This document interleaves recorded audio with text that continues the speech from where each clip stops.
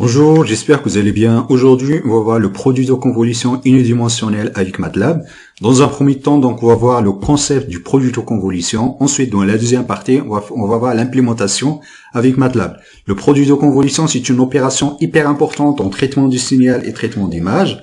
Donc ici, on a un système linéaire caractérisé par son fonction de transfert, le h, donc le h de n ou bien le h de f, et la sortie y de n. Donc, dans le domaine temporel, donc la sortie y de n, donc il est lié avec le produit de convolution entre le h et le x, c'est-à-dire on a le y de n égale à x convolué le h de n. Donc le h c'est la fonction de transfert, le x c'est l'entrée du signal. On utilise souvent le produit de convolution dans le domaine de filtrage. Par exemple, si on a un filtre h ici, lorsqu'on va filtrer un signal, le x de n, c'est par exemple on a un signal qui est bruité, le x de n, on dispose d'un filtre, ça peut être un filtre passe-bas, etc.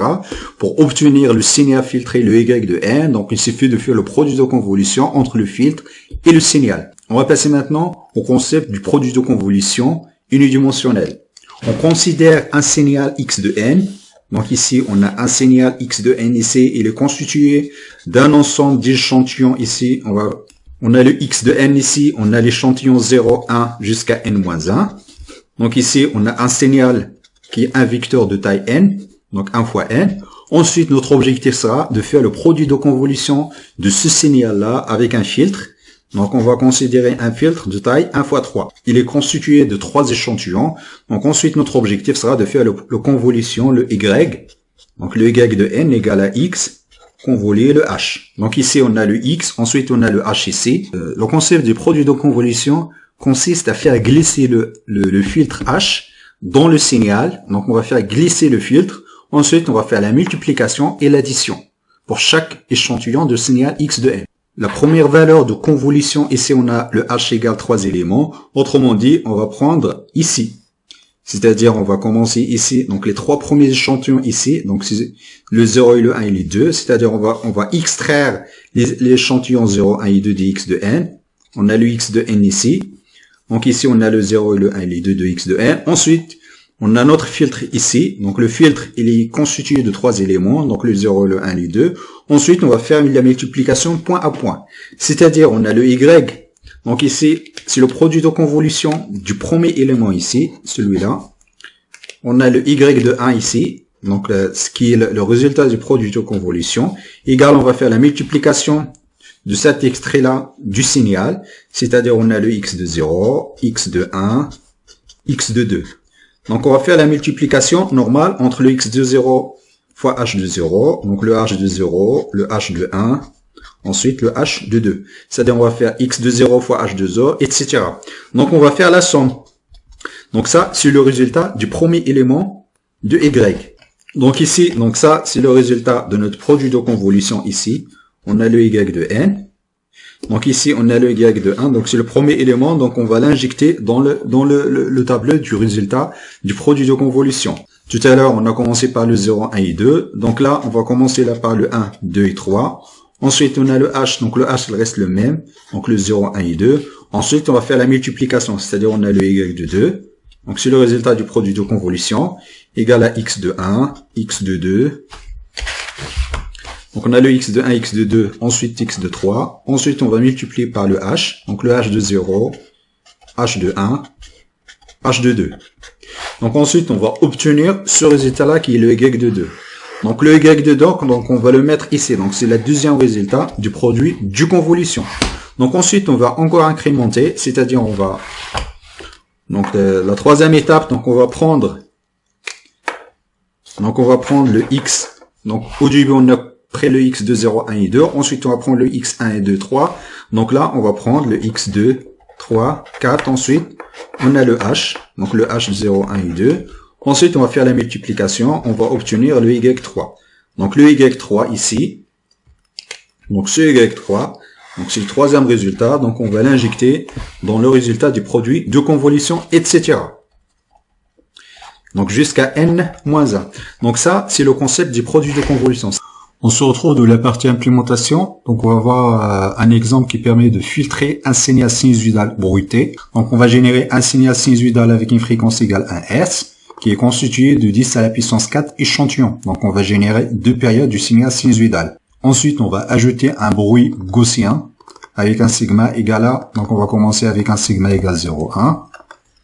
Donc en utilisant la fonction random, je vous invite de consulter la vidéo dédiée à la génération du bruit avec MATLAB. Ensuite, on va générer un signal bruité, le SN de B, qui est la somme du signal plus le bruit. Donc concernant le produit de convolution, donc c'est hyper simple. Donc ici, le NF, donc c'est la taille du filtre H. Ensuite, on va générer un filtre, le H ici. Donc le H, c'est un filtre moyenneur. Donc ici, donc on va générer un filtre H de taille 3. Ici, N égale à 3. C'est un filtre moyenneur. Donc le filtre moyenneur, donc il est caractérisé par exemple, si on va générer un filtre moyenneur, le H, qui est constitué de 3 éléments. Donc il suffit de générer un vecteur 1, 1, 1. Ensuite, il suffit de diviser par le nombre d'éléments. Donc ici, égal à 3.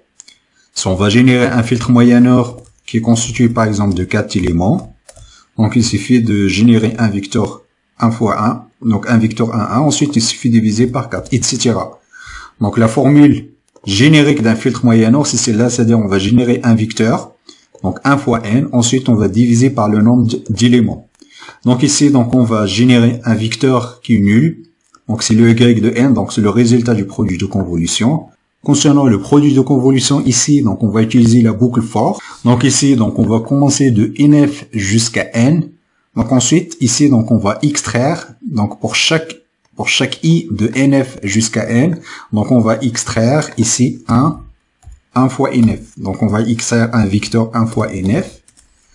Donc ici, on a le i moins 1 plus 1, donc ça fait nf, c'est-à-dire pour chaque valeur de i, donc on va extraire un petit vecteur de taille h. Ensuite, on va faire la multiplication ici, j'ai mes points fois, c'est-à-dire je fais une multiplication point à point de y0 et le h, ensuite je fais la somme.